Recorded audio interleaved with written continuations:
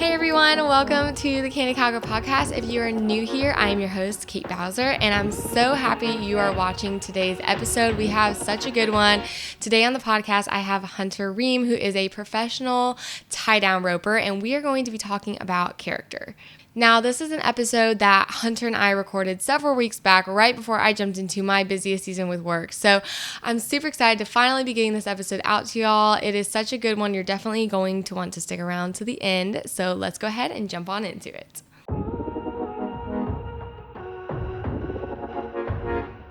Hunter, thanks so much for just jumping on. I know that it's been really busy and hectic for the both of us to try to plan this. So I'm just so grateful you made some time tonight. Absolutely. Yeah. Thank you very much, Kate. I appreciate it. Awesome. Yay. So if you could just share with everyone a little bit about how you got started in rodeo, your rodeo career, and just some of the stuff you're doing right now currently. Yeah. So I grew up in Wyoming. I guess you would call it first generation, cowboy roper. My folks are from California and Maryland, and they moved to Wyoming um, before they had me. And so I was born in Wyoming and grew up on a little ranch there in Meeteetse.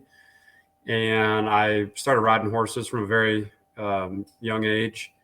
And I did that, and I played sports, and I pretty much had horses and played sports, mostly basketball and football, and growing up. And then we moved to Arizona for several reasons, but one was, more opportunities with rodeo and school sports and things like that.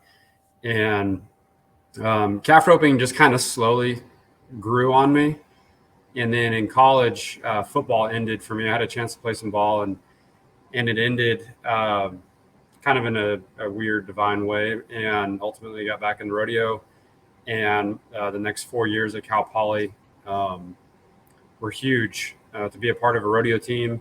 And I met people that became mentors to me in roping, and ultimately fueled the decision to change majors and focus a lot more on my rodeo. So out of college, I had a full-time offer to go to a construction company. And initially I accepted that. And then I graduated and turned it down and started trying to figure out how to rope and ride better and begin rodeoing. And fast forward, here we are 6 years later. That's crazy. That's so cool. So we had hopped on a little bit of a phone call a couple weeks ago just to touch base on this, and we ended up being like, we should just record this episode because it was so our conversation was just so good. But I remember you talking about how 6 years ago you kind of had this envision of where you wanted to be, and I remember you saying how a lot of times when you're in that moment, you don't think you don't think that maybe some of your dreams will come to be. You just don't know. It's a lot of hard work and getting there, and you just don't know what the future is going to hold. But I know you had talked about how right now you feel like you're finally starting to kind of live out some of the passions on your heart and what you're doing now. So could you share a little bit about that, how that's kind of come to be, and just kind of encourage people on that as well? Yeah. Well, I'd say for one, I wasn't ever a very good goal setter. Not to sound arrogant, but I'm pretty smart, books and things like that, and athletic, and I work hard at whatever I do. And so I've always been pretty good at whatever I've done, but I've never just focused really hard to do one thing really well. And I thank God, like I said, I really wanted to play football. That ended. Calf roping was the next thing for me. And I'm so glad that it did happen looking back now.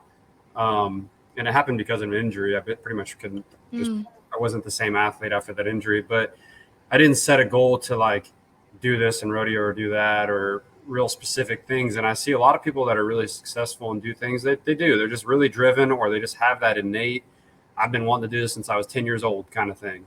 I didn't have that. And I would say it just kind of grew on me slower.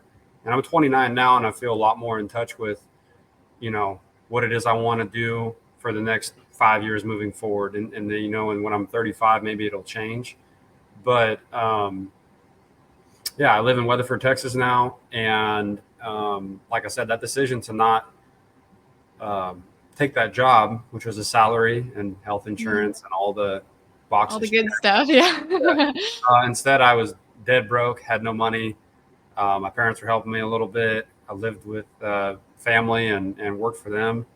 And even that fell apart pretty quick. But I knew when I made that decision, I'd asked my pastor, Randy Bird, I said, is this a good thing to do? Like, is this selfish or is this like a worthwhile cause? Mm-hmm. And he just told me, man, what you want to do is from your heart and like, for others and for God. And if that's the case, then do it, because that's a good thing. Mm-hmm. And I've always had that for my guiding principle. I've never had this like 10-step plan of how I'm going to get somewhere.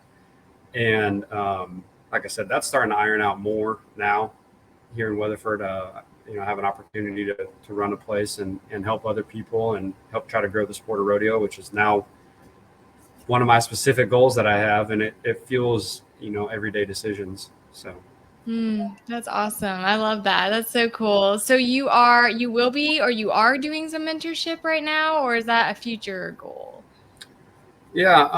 I've done lessons. Okay. This place here is not set up. So I've done a lot of lessons over the years in Arizona at my dad's place. And I've done some clinics, predominantly in Hawaii, and that's gone really well. And I think it just reaffirmed that, I want to help people, and I want to help create rodeo athletes and, teach them more than just roping and riding, which obviously is extremely important, but also mindset, fitness, faith, anything just to become a good person. I modeled a lot of that idea off of a famous basketball coach named John Wooden.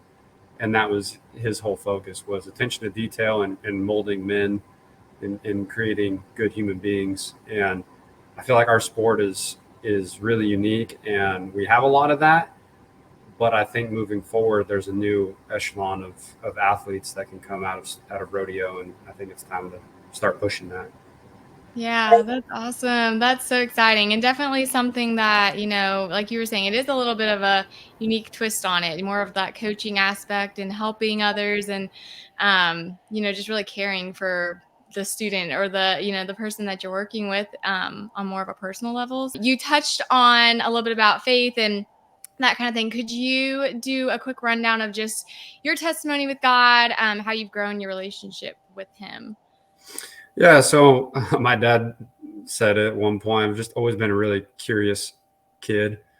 And his mom, my grandmother, was a very devout Catholic. And I used to go to Mass with her more out of just the opportunity to spend time with her and enjoying that togetherness. And, we had a little tiny Catholic church in Matitsi. And I don't remember the sermons and messages or all that very well, but I remember spending time with her, being there and just enjoying that in that little community. And I would say when I got into college, I met a man named Sammer, who became my roommate for the next 5 years, and he really opened my eyes to understanding that faith is about a relationship with Jesus. It's not about man-made religion and, again, following certain steps and rules and things. It's about that connection. And, I wouldn't say, I guess I ultimately gave my life to Christ until after college with Randy Bird, who's that pastor. And along the way I've messed up. I mean, we're all human beings, but I would say that curiosity it always grew. It was always there. It kind of grew. And then in college, I took more steps. And then ultimately out of college, I made that decision, like I said, to turn down the job offer, went in with that family. That fell apart. I moved in with Randy Bird, and 3 months later, I gave my life to Christ. And I thought I was trying to rodeo and rope calves that summer, and it was funny because Randy actually said in the sermon at church after he and I had talked, because he wanted me to do it publicly, like in the service. And I just told him, I was like, man, I just want to do it with you. I'm a very private person, and I just wanted to do it between he and I. And he's an amazing man. And but he said in the next service, he just said, Hunter didn't come here this summer to rope calves. He came here to be saved. And it was really cool, because after that, God was just so, I don't even know the right word, but he was just so active in my life. It was like I didn't even have to make decisions. I just put one foot in front of the other, and it was like God just laid out this amazing, probably 8 months of work. I made money. I got, I was able to pay my own bills and do all that kind of stuff finally. And ultimately I got the rodeo rig that I still have the trailer now, but I got like a newer truck and my trailer, and I got to go home and rope calves. And like I said, I could pay my bills and stuff like that. And God just led me into things. That is such an amazing story, because what he's like, literally what he said, like it was more than just about being a rodeo athlete at that time. Like God had bigger plans. And I think that's just cool, because a lot of times our plans, we might think it's a certain way, but God always has what's best for us in store and for a certain moment. And if we just would listen to him, he can do so many cool things in our lives. And another thing you touched on is kind of how I think, you're kind of just saying like this weight was almost like lift, like a lot of the things that the Lord had planned for you started to unfold. And I struggle with that. I mean, it's really that surrendering, and you surrendering your life to him, and he opened so many doors. And I think there's peace that comes with that. There's definitely peace. And, for me, I think the one thing too, a lot of people shy away from Christianity, or they want to judge others in it, is the hypocrisy. And that was one of my biggest fears, is like, well, if I give my life to Christ, I don't, I thought I had to be this perfect person from then on out, and I couldn't make a mistake. I've always been a little bit of a perfectionist anyway. And I would say this year especially, but over the last several years, I've realized like there is no perfection. I mean, there's the pursuit of perfection, whatever you call that. But I would that's one thing I could say for people in general, is quit trying to put a label on it, or like you said, add weight to it. Just kind of, in a way, like chill out and accept Jesus, read the Bible, talk with great people like you and people that are like-minded, and just live your life. Like, don't put so much weight on these things that you think you have control of and you don't. That's so good. That's so good. Yeah. And honestly, the community in it is the best thing. And like you said, I mean, I think there is, and we won't go down this rabbit hole, but there is some, with that worry of hypocrisy and that kind of stuff. And I think it's just being genuine. It's being real. When you mess up, it's just being real. It's not having that pressure, or that having to look perfect, having to have all the pieces together, because that is why we come to Christ, is so that we can give it to him, because we can't do it all ourselves. And so, and our lives aren't always going to be just perfect after that, but he's there with us. And I think there's almost there is a supernatural thing when the Holy Spirit comes into us, that we can turn our trust to him. We can see in a different way, I guess, different perspective. We can see things unfolding, and we can say that was God. And so where before, those that aren't saved, or maybe before we came to Christ, we didn't always see it in that way. Again, we won't go down that, but fast forward a little bit. Could you just share a little bit about the 2021 American Rodeo, kind of what went down there with your horse? You're going to do a lot more justice with words and such, but that was a big moment of you really having, you were in limelight, and kind of just explain what happened and how you reacted to it, because it was not something that was necessarily planned on your part. Wasn't how you intended it to go down. Yeah.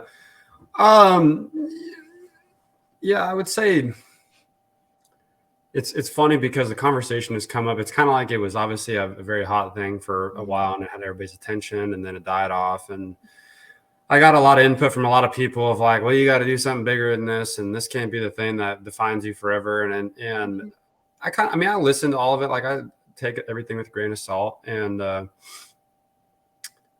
didn't make the finals. I didn't have this fancy Cinderella story or something like that. And that specific moment, though, like I said, that topic came out the other day, and everybody always wants to ask me, well, what happened? Why'd he spook? And it's like, what's it matter? It happened. And people will say, oh, it was noise, he couldn't take it. BS. He's been in loud situations. That's a great horse. I mean, he might not be perfect to everybody else. He can always, that's what I'm saying. Like, everybody wants to pick things apart, and I'm the master of picking things apart.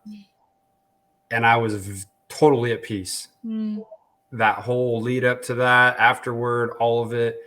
And quite honestly, if that's what I'm known for the rest of my life, if I do ever make the finals or do something great, awesome. But that was a great moment of God using somebody, you know, and I happened to be the one in it. I had a chance to win everything. I still had 2 world champions to rope after me. So even if that time stood, may or may not have won it. But I made the best run of my life in the highest pressure situation. And that's the whole purpose of what I do. Like anybody that ropes or competes or does anything, like you want that position. You want it. You want every run to be like that. You want that pressure and that opportunity. And so for me, that was as close to perfection as I've ever been as a roper. And you know, as a person, I'm thankful that my character showed through. And now I don't have to try and sell my character all the time to people. Like if they know that, they know it, and they're like, "Oh, that guy's probably a good guy." And honestly, I just wish everybody kind of had that mindset without justifying it. If that makes sense. Like, people want to justify that thing to think I'm a good person. It's like we could just think they're a good person because they probably are. And we all have good and bad and whatnot. But yeah, to me, that moment doesn't, whatever it may or may not have been, it doesn't matter to me. It doesn't keep me up at night. It doesn't bother me. No. Because so you went out and you caught the calf, you got the calf and you got off. And when you were tying it is when he started to kind of spook sideways. That's right? Yeah, I tied the calf and put my hands up, and then I kind of went to like jog back to him, and that's when I didn't actually realize how close I was to him. But I've seen the video and watched it. Yeah. I was pretty close to him, but that's what I'm saying. People want to give 5 different reasons of what happened or what I should have done. And it's like, okay, well, that moment's gone. So every run after that, I bet I could run back to him. And if I run fast enough, he's probably going to drag off. And if I walk back, he's going to stand there. And if I jog, like, that's what I'm saying. It's one of those things that I try not to analyze it. I'm in the position I am now where I am doing what I'm doing partially because of it. Yeah. I'm pretty happy with who I am and where I am. If I had an NFR qualification on my back, I don't know that makes me a better person or more of a person or not. Yeah. And you may not, like you said, you may not be here doing what you're doing right now if that was the case. I know you had shared a video, I believe, on your Instagram shortly after, and it was one I saw on your Instagram a while back, but it was basically you said something in it. And you said, kind of what you're saying now, you didn't go back, you didn't think about it, analyze it, try to do all that stuff. And you said, like, I think that's just where, faith comes in. And I just thought that was so good because it's like, that's so true. Like, we can't sit there and try to think, well, what if, or, what if, could have, should have kind of situations, because, you had a good horse, you had prepared, everything was, it's just stuff happens. And so I thought that was really just a cool way of looking at it. Is like, yeah, faith is faith for a reason. And so I just thought that was really a really cool thing that stood out to me at that time. But is good character, do you feel like that is something that you've always had? Do you feel like that was something that was influenced by parents? Do you feel like that was more after you came to know the Lord? Like, where do you feel like that kind of aspect of just self-control, good character, those kind of qualities, where do you feel like those have come from for you? Yeah. Obviously I can't reflect to the point of like being a baby and knowing what I was like, but I do know, like I said, my dad said I was always naturally a curious kid. And he's always said, there's a couple sayings that have really started to come up in my life from what he told me when I was a lot younger. One of which is the only thing you take to your grave is your integrity. And, for people that don't know what integrity is, that's being the same person by yourself as you are in the limelight. That, number one, that's a foundational thing, I think, for character. I think, that along with, like you said, the rest of my upbringing, like there's boundaries. And I was always just a good rule follower, I guess. And I always wanted to be pleasing, just like a good horse. Like, you don't have to do a lot with a good horse. You just kind of show them the way and let them be what they are. And I just compared myself to a horse, but you know what I'm saying? Like, it's the same. I think we've all been there. Yeah. I don't know why horse trainers don't have a lot of patience with people, because they spend it all on horses. Yeah. There you go. But I just, I think we're all intrinsically good people. Innately, I think we're all born to be good and probably learn otherwise, or I don't know. I mean, that's something for a philosopher or a pastor to tell. But that, and then with faith, again, I mentioned boundaries. Like everybody looks at they call it the straight and narrow and all that with faith or Christianity or whatever it is you believe in. I think it's all about awareness and connection to, for us, it's Jesus. And if you read the Bible, or like we talked about on the phone call, I've read tons of self-development mindset books. I like the seventh one in, I was like, you know what? All of this stuff is in the Bible. And I think when you read that kind of stuff, or you surround yourself with that kind of stuff, or like I said, good people earlier, your character kind of displays those things, if that makes sense. So basically it's just holding yourself accountable and hopefully being raised right. Yeah, absolutely. Yeah, no, that's great. I love that. So what are some ways that you would encourage people can strengthen those, moments of self-control, or to teach yourself if you're just trying to be, grow your own good character and stuff like that. But like, what are some good just ways to strengthen that? Yeah, I would say, honestly, it's actually sitting right above the computer here. The Four Agreements. It's an amazing book. I think the author is something Ruiz. Okay. But I'll reference them right here so I don't screw them up. 1, be impeccable with your word. 2, don't take things personally. 3, don't make assumptions. 4, always do your best. Very straightforward, very simple. 2 and 3 are the hardest ones, because not taking something personally and not making an assumption. We all make assumptions. We're human beings. Like you look at somebody and you make an assumption. You talk to them for 5 minutes, you make an assumption. You hear one word, you make an assumption, right? Yeah. And then vice versa, when you're talking to somebody, they could say one thing and you take it personal. And, and the other ones, like being impeccable with your word, just like you said earlier, like my 2 things are honesty and communication. If you're honest with me and you communicate, if you're mad and you communicate, like that's honest. But if you lie, if you deceive me, you do any of that stuff, you're out in my book, because you have absolute control over that all the time. And so,